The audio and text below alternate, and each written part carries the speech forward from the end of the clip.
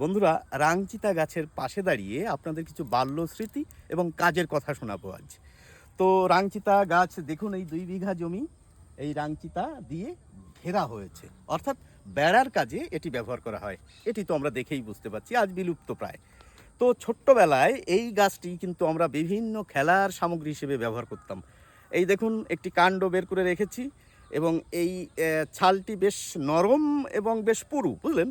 এইটুকু অংশ আপনি বের করে নিলেন, তারপর একটু এরকম করে নিয়ে টান দিলেন। এই যে 2টি খেলা হলো, একটি হচ্ছে তরবারি, আরেকটি হচ্ছে নল। জল পারাপারের খেলা করতাম এই নল দিয়ে, বুঝতে পেরেছেন? এটি তো বেশ একটু কঠিন, কিন্তু এই খেলা খেলেছি আমরা। আপনারা কে কে খেলেছেন জানি না। দ্বিতীয়ত যে খেলাটি, সেটি হচ্ছে এই গাছের পাতা দিয়ে আমরা বাঘের চোখ তৈরি করতাম, বুঝেছেন? এই সামান্য চাপ দিলেই পট করে ভেঙে যায় এবং সাদা সাদা আঠা থাকে। এই আঠাটা এই রকম করলেই বাঘের চোখ তৈরি হয়ে যেত, বুঝেছেন? আমি ঠিক পাতাগুলো এখন এই যে এই যাই হোক। তো চোখে যেন আঠাটা না যায়। আর একটি খেলা করতাম, কি বলুন তো, সেটি ঠিক খেলা নয়। এই গাছের বেশ সুন্দর ফুল হয়, সেই ফুলের ভিতর মধু থাকে। আমরা কিন্তু সেই মধু খেয়েছি। এবার কাজের কথা বলি।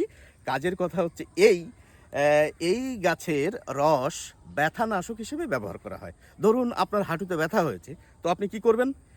এরকম একটি ডাল সংগ্রহ করলেন, করে নিয়ে একটু আগুনে সেঁকলেন। সেঁকার পর এই মোড়া দিলে রস বেরোবে, সেই রসটা লাগিয়ে দিলে আপনার ব্যথা নাশ হয়ে যাবে, বুঝেছেন? এখন আপনাদের কাছে আমার কিছু প্রশ্ন রয়েছে। এই যে রাংচিতা নামে যেটাকে আপনাদের পরিচয় করালাম, এই গাছটি আপনারা আর কি কি নামে চেনেন? এর অনেক আঞ্চলিক নাম রয়েছে। দ্বিতীয় কথা হচ্ছে, যে খেলাগুলির নাম উল্লেখ করলাম, এই খেলাগুলির ভিতর আপনারা কোন কোন খেলা খেলেছেন?